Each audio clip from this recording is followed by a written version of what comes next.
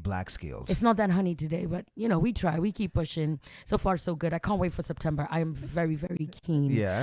I'm seeing amazing song requests. You can tell the mood people are in. So tomorrow's a Wednesday. It's going to feel almost like a weekend. But before we start celebrating, it's important for us to take stock of some of those hefty, unrealistic promises that you heard during the polls. The campaign season was garnished with a lot of stuff.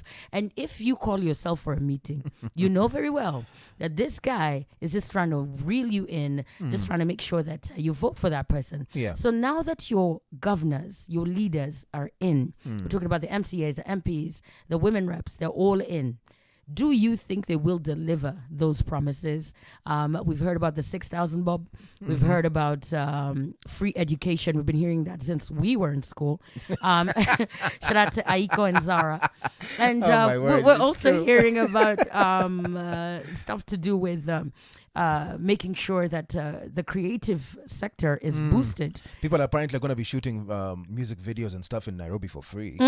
So we're going to wait for that. I'm telling you. We're going to wait for that. And I think the first week we started this show together, we talked about feeling represented when you see someone that looks like you. Yeah. When you see your woman rep,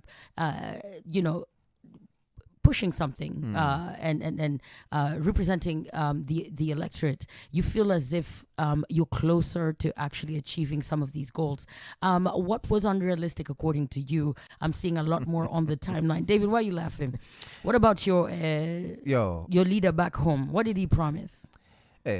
Genuinely, me back home, I'll just tell you the truth. I haven't kept tabs for a while because at the end of the day, it has been decades upon decades of promises. Right. Genuinely, nothing has been fulfilled when it comes to saying, we're going to do this for you. And this is one of the biggest problems that I have. Maybe it's my own pet peeve, yeah? But I often say, most people have a smartphone in their hand, right? You have a smartphone in your hand, but when you go back to the village or whatever, you're telling people you're going to build for them wooden things. I'm like, just look in your hand. You have innovation. The biggest innovation that you tell people you're going to give them cannot be tutawapatia tap ya bohol, or it cannot be that. It can't be we're going to build you a road.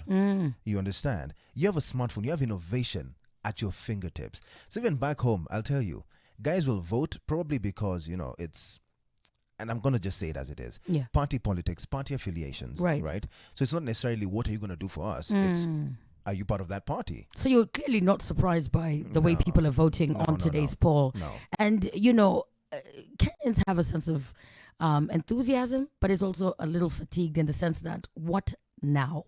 What are you going to do this time? Yeah. I want to shout out Fiona. She's a regular on the show here. She says, Monique, when it comes to clean streets, they've been promising this very simple thing to execute. Why not? I hope to see a change this time. We're going to be dropping some Tupac, by the way. Changes is on the playlist. But when you think about it,